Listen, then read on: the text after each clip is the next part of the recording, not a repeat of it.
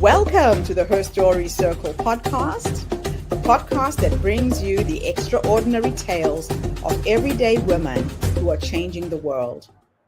I'm your host, Gertrude Mache, and I'd like to acknowledge traditional custodians of the land on which we meet today. I also like to pay my respects to elders, past, present, and emerging. Every week, we dive into the lives, challenges, and triumphs of women from all four corners of the globe. We're here to inspire, enlighten, and connect, sharing stories that uplift and empower. So grab a cup of coffee, settle in, and join us as we explore the incredible journeys of women shaping our future. This is Her Story, where every woman's voice matters. Hello, everybody, and welcome back to the Her Story Circle. This is Gertrude Mache here in beautiful Melbourne, Australia. And today I am graced with the presence of yet another fascinating young woman. Welcome, welcome, welcome to our tribe. Please tell everybody your full name, where you're based, and share your story with us today.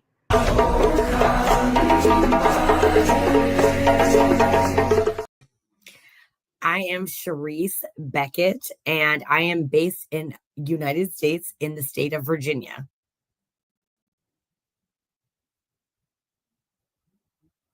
I am the host of Queens Behind the Scenes podcast, but more importantly, I am the author of Poise, Redefining Success, Escaping Burnout, and Redefining Your Own Reality. I am a consultant for leadership, and I am here to really tell women exactly how we are able to shift the world by being exactly who we are. And that is the most important thing of all. Being exactly who we are and where we're built is where we are. And I think it's super important to be able to spread that message because we're shifting things, we're changing things, and so important because we are the land, we are the earth, and we need to take advantage of that and take control of that. And I'm just super excited to be here with Gertrude. I couldn't say how excited I am because I would probably burst. So let's begin with you telling your story for the next 10 minutes uninterrupted, starting with that hook, the defining moment that defines your story, and ending with that beautiful gift, the call to action, and I'll come back after you've finished. Yes. So there was a time in my life where I was widowed at 24 years old. My husband committed suicide, and I was 24 years old. I had two small children, and I recall a moment that my brother, I was in the shower, and I told Gertrude this story, and it's so impactful in my life. I was in the shower. I remember it was a really nice day. It was the beginning of the school year for my children. It was still nice outside, but it was fall season for school, but not fall in the weather. And, I'm in the United States, so I'm in Virginia where the seasons change. Literally, we get all four. And I'm in there, and it's August, and it was 2:00 p.m. in the afternoon. And my brother called me, and I reach out of the shower, casually to get my phone, and I answer it, and I'm like, "Hey, what's up?" And he said, "Hey, what are you doing?" And I said, "Taking a shower." He said, "Man," and he calls me Toot. That's my nickname. He said, "Toot, it's 2:00 in the afternoon, and you just get in the shower. We're gonna have to make some changes. We're gonna have to do something." And I remember the water even got hotter as he said that. And I turned it off immediately. And I got out of the shower. And I told him I had to get off the phone. And I got off the phone with him. I sat on the end of my bed for, I don't know, 5-10 minutes, 5 to 7 minutes maybe. I got dressed, put my lotion on because I stay moisturized and hydrated. And I put my lotion on, and I said to myself, I've got to make a change. My little brother is telling me to make a change. And I am usually the one that is telling the things. And I got in the car, and I don't even know that I knew where I was driving. I knew I was driving with a purpose, and I was going downtown, and I was thinking in my head, I've got to make a change. And I went to the University of Virginia, or not the University, Virginia Commonwealth University. Sorry. I went to Virginia Commonwealth University, and I went there, and I went to the registrar's office, and I was like, I know that it's late. I actually had applied online to school a while ago, and I was wondering if my application was still active. And she was like, it is actually a revolving application process. And I said, I'd like to enroll. And she was like, okay, because they're going to take your money. And so I said, okay, well, I'm going to enroll today. I literally enrolled that day in school in my undergrad program. And I got my books. I remember walking outside to the bookstore. I was 24. There were a bunch of very, very young students. I remember seeing them like, I remember that age. They were walking, pattering in line with their books. And I went to go get mine, just like I was one of them. And I got in my car. I parked in a parking deck, and I had to pay for the parking, and I didn't have the money. And so I went back to get my parking validated. And I got out of the parking. I drove. I remember the exact speed limit I drove. It is a 65-mile-per-hour road. And I drove 55 miles per hour because I couldn't believe that I bought these books and I was going to school, and I was making the first decision that I made for myself in my life. I did that. I went home. I had a dog. I took my dog out. I set my books on the table, took my dog out. I looked at the time. I was like, oh gosh, I got to go pick up my kids from school. And I couldn't even move in the car. I got in the car to go pick up my children, and I couldn't move in the car because I was so enamored with the fact that I actually made a choice that was not my mom's, and it wasn't my husband's. It was my choice. And I made this choice, and it was something that I really had to marinate in, because I'd never done that. I'd never made that choice. I'd never made a choice, especially a financial choice. And that was another thing. I was taking on a financial responsibility, and I had never done that before. And I can clearly remember dollar signs going in my head when they were adding up the books. I was like, well, I don't even have that money, but somebody gonna pay for it. And I sat there, and I had to even take my dog out again. And so took my dog out again, and I went to go pick up my kids from school. And I remember saying, when I got to the school, my daughter got in. She was in first grade. And I said to her, Mommy just enrolled in school like you. And she said, we're going to go to school together. And I was like, not in the same place, but I'm going to go to school as well. I'm going to continue my education. And she was so proud of me. And from that moment on, one of the things that really stayed with me in that moment was, number one, my children are watching. So I need to be watching what I do. My children are watching. So that always gave me this, you don't give up unless your mental health or there are some extenuating circumstances. Giving up is not an option.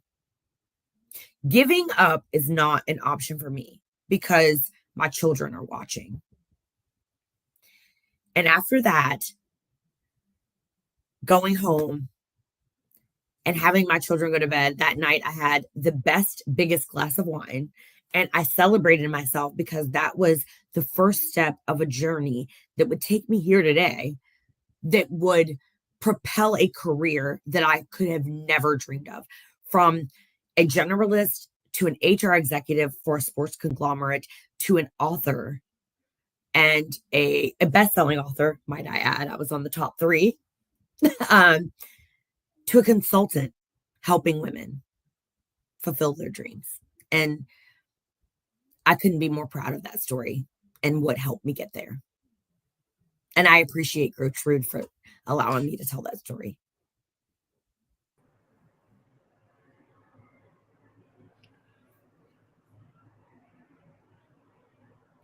Wow. I think I'm having problems with my connection. Can you hear me? Can you see me? I can hear you and I can see you. Okay, good. Thank you so much for sharing your story. It's amazing what positive things can come out of tragedy. I really like the fact that the focus on your children helped you really get clear how you were going to work and navigate the space that you were in. So that was really important for you as well, correct? I record everything so that you have the notes. So, can because you I hear know me? that I go quite fast. I can hear you, but I can hear another conversation too. But please slow it down. Sounds like a recording, so hold on a second. Okay, I work at the speed of light, and you have to slow me down if you feel I'm going too fast. What is that? Okay, there we go. I found out what it was. Yay!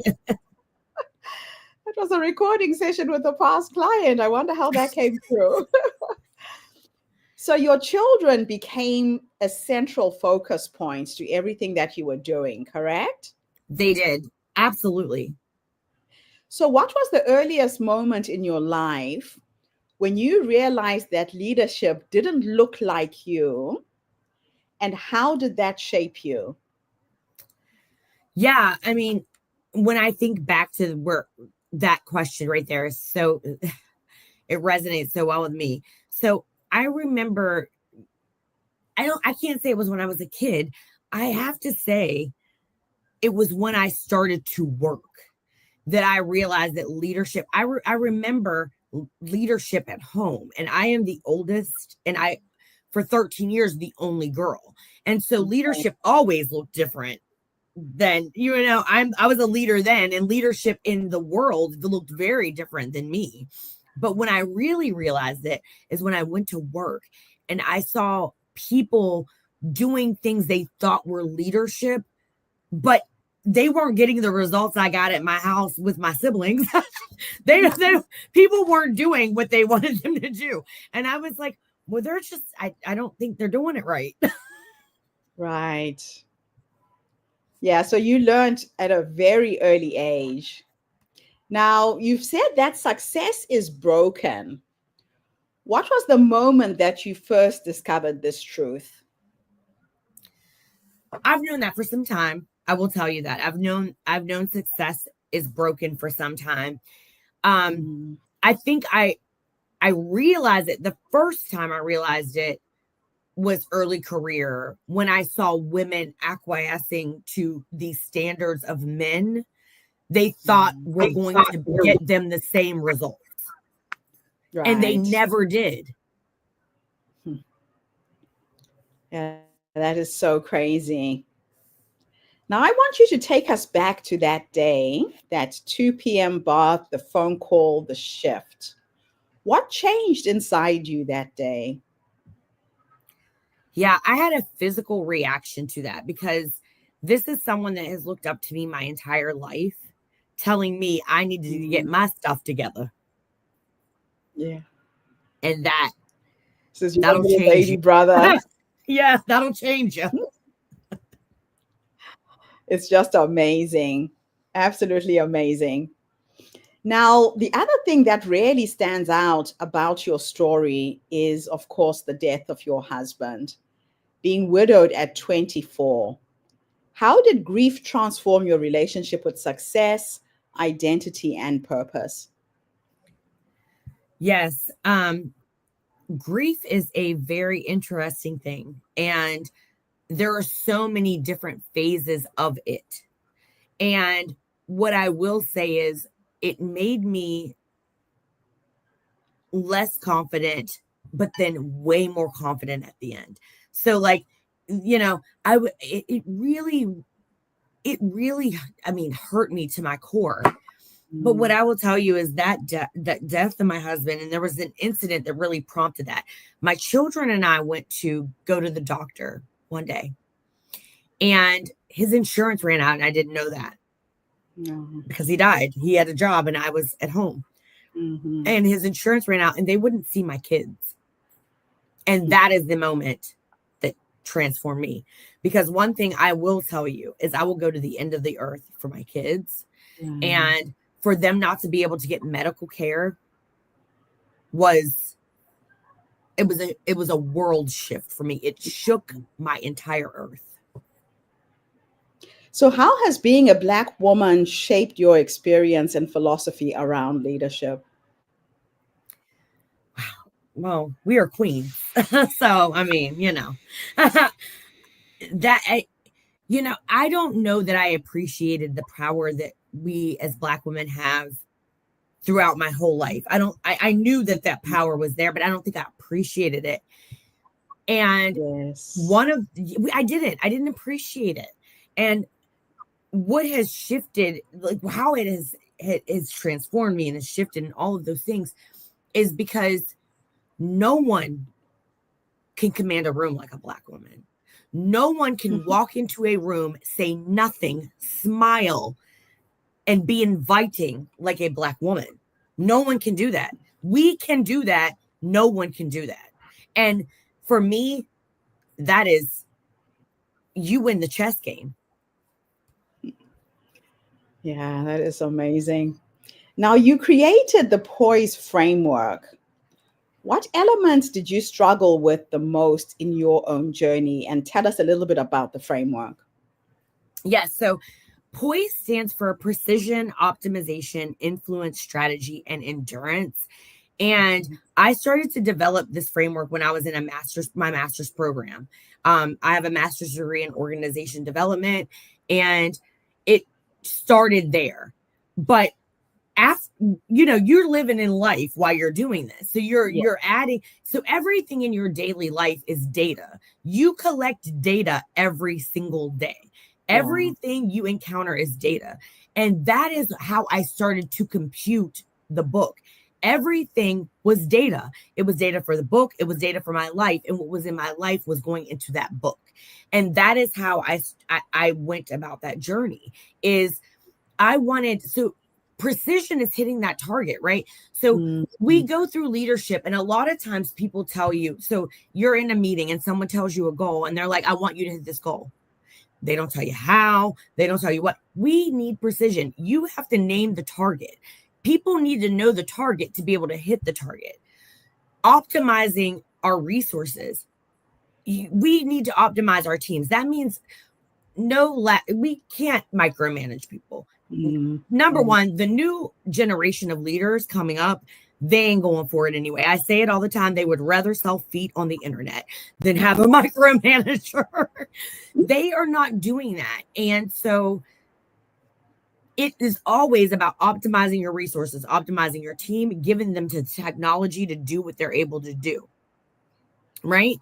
Yeah. Influence. We're influencing through psychological safety, and no one gives psychological safety better than a Black woman. We are a safe place. We are a safe space. We are the earth. And I always have said that. We are influence. We are psychological safety, that we embody that. And I knew that from the time I started developing the framework. One thing on my team is always safe to do is contribute ideas without the fear of retribution. They don't have to fear a bad idea, because what is a bad idea? Nothing. An idea is an idea. And if it's an idea, we're going to take some data from that idea. That is so true.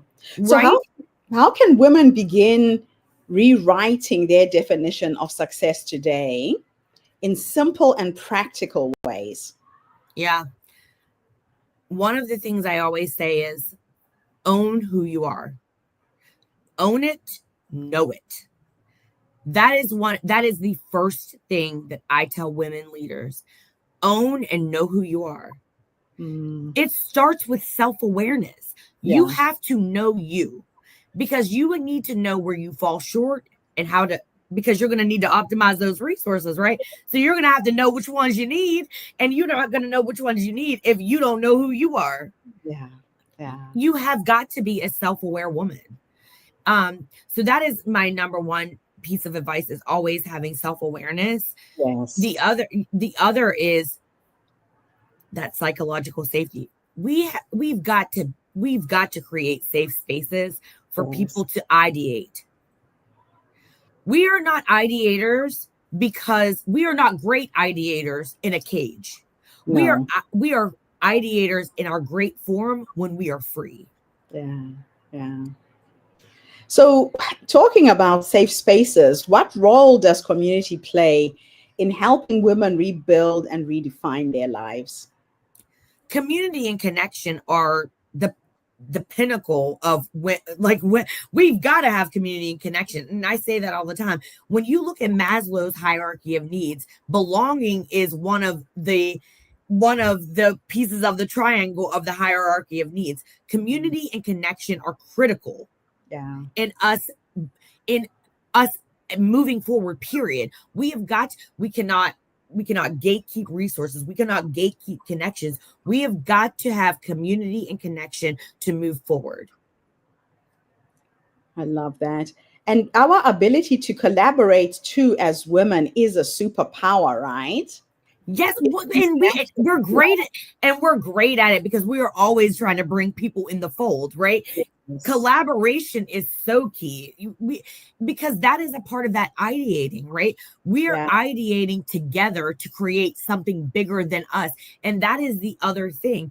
We have to start to, as leaders and as women leaders, it is so important to think about something bigger than yourself. Yeah. And that's where you find your purpose. That is where you find your purpose. Mm-hmm. Now, you've been on multiple stages. Yeah. How do you prepare yourself emotionally and spiritually before you speak? Well, I am yoga certified and breath work and meditation certified. So that is my place of peace, is right over here. I have a meditation corner. So I have a meditation corner with some African blankets and some heating pads and some rolly boards. And I put my rolly boards, they're not really called rolly boards, but I call them that. And I put one underneath my knees. And I sit atop my pillow and I meditate for every time I am going to do a presentation or something public. I do it for 5 minutes before I leave the house. And in the car, I do a 5-minute reset on my mood and I turn my phone completely off. Yes, I love it. Get off the gadgets. Get off the gadgets. Get off the gadgets. Oh my gosh. Yeah, not a lot of us are used to doing that now. We're relying so much on technology, on our day-to-day processing and doing work. Yes. And that was hard for me to do too, Gertrude, because I was always scared if I'm going to present somewhere. I'm like, well, if I turn this off, are the people going to call me? Yeah. It's incredible what's happened with the use of technology. Yes, it is. Now, let me take you back to the younger you. I'm going to go on a bit of a thought experiment. Absolutely. I could take you back to that young 24-year-old whose life was turned upside down. And you went back to give her 3 nuggets of wisdom. Based on what life has taught you up until this point, what would those 3 nuggets of wisdom be? Oh my gosh, 3 nuggets of wisdom. Definitely take your mother's advice, which was, they don't make them any better than mine, which means you are where you're supposed to be and you got the juice. That would be my first piece of advice. The second one, it would be self-aware. Know who you are. When you don't know who you are, I just don't think that you're going to go as far as you want to go if you don't know who you are. And embrace community. Never gatekeep. Always be someone that gives knowledge experience, gifts of service. Those are my 3 pieces of advice, because I think that those are the most critical things. They've built me to be the woman that I am, and I think I've gone pretty far. Absolutely love it. The next question is a little bit futuristic, and I'm going to teleport you into the future to go and meet the 90-year-old you. She's sitting in her rocking chair, surrounded by her children, her grandchildren, whoever's with you at the end. If you could go forward in time and meet this wise woman who has led you up until this point, what will you say to her when you finally meet her? Oh gosh, 90-year-old Charise, 90-year-old me. I hope my rocking chair is plush, and I hope my wine is plentiful. And I would probably say, no, I would say, not even probably, let's not doubt myself. I would say, we did it. Look at us. Look at our offspring, and we have created community. And that was the most important thing that you wanted, is for you to have a whole family. And you have that, because my family, more than anything, is the most important thing to me besides my career. My siblings are here now. It's, Thanksgiving weekend in the US. And I would say, look at us. We did it. We did it. Oh, I love it. I'll tell you why I like to ask women that question, Charise. A lot of women don't realize that the wise woman is already in them, that she is that quiet voice that prompts you to go left, to go right, say yes, say no. But we're always looking outside of ourselves for solutions, for answers, instead of being really quiet and tuning in to the wisdom that you were born with. You seem to have done that in a very magical way. Absolutely beautiful. Now, my last question for you is there anything I should have asked you and I didn't? You have asked me questions I didn't even think about. Gertrude, I never thought about my 90-year-old self. I love it. Oh, man. So this was a good interview, in other words. You did great. That is you awesome. caught me off guard a little bit. I was like, whoa, I got to pivot. That is fantastic. So I did a good job. Now, how are you helping women, and how can women get access to you? I do have your website at the bottom of the screen. Where else can people find you and find your content? Yes. So I am on Instagram at Charise, Charise.Beckett,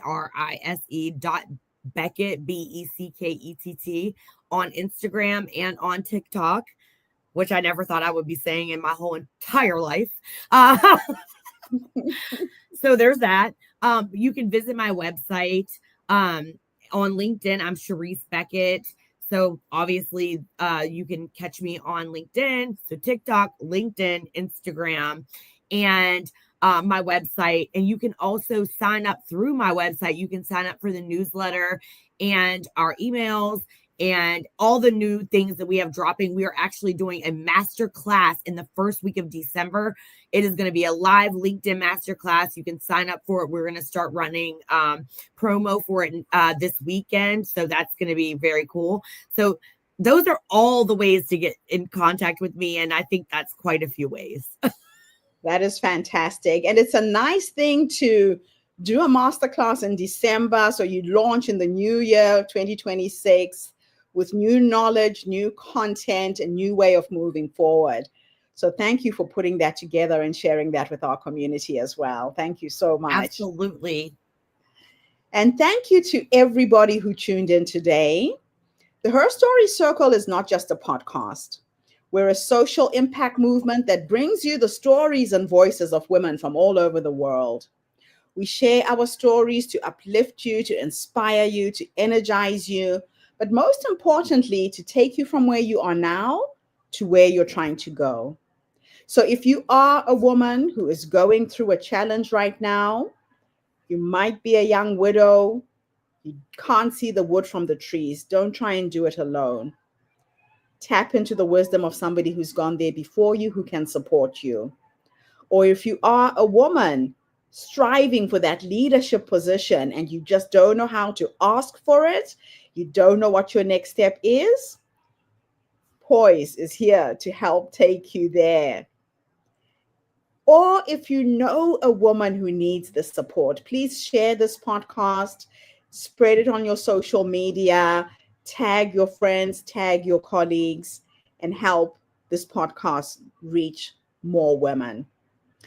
Thank you again for the interview. I'll be back again tomorrow, everybody, with yet another amazing guest. In the meantime, have a fantastic day, morning, or evening, wherever you are in the world, and bye for now. Charise, thanks again for the interview. Thank you. Bye for now, everybody. Thank you for tuning into the Her Story Circle podcast. I hope today's story has inspired you to believe in the power of our stories and the difference you can make in the world when you use your voice. I'm Gertrude Mache, and it's been an honor to share this space with you, where voices from all walks of life come together to weave a rich tapestry of diverse perspectives. Don't forget to subscribe, rate, and review our podcast to help us share these stories with more listeners. Follow us on social media by looking for the Her Story Circle podcast for more updates. And join us tomorrow for another episode filled with courage, resilience, and empowerment. Remember, your story matters, and together we're building a stronger, more inclusive world. Until next time, keep making her story.